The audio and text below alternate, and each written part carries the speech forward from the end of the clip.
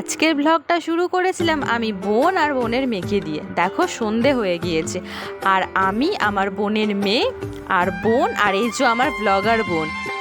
সত্যি দিনটা আজকে কিন্তু খুবই ভালো কেটেছে। দেখো তারপর আমরা হাঁটতে হাঁটতেই চলে গিয়েছিলাম, কারণ বেশি দূরত্ব না, 5 থেকে 10 মিনিট ওই হাঁটা পথে।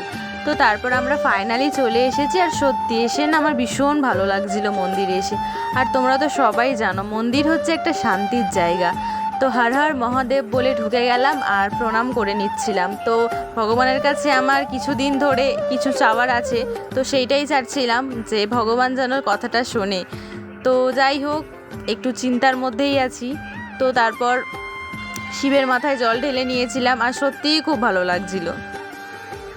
আর এই দেখো এটা হচ্ছে মন্দিরটা, কি সুন্দর না, আশেপাশটা কত নিস্তব্ধ, কি শান্ত, মানে সত্যি বলে বোঝানো যায় না, এই এক অনুভবের জিনিস।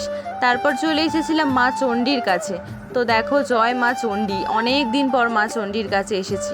তো সেখানে এসে এক পুরোহিতের কাছে টিপ আর প্রসাদ নিয়ে নিয়েছিলাম। তো সত্যি খুবই ভালো লাগছিল।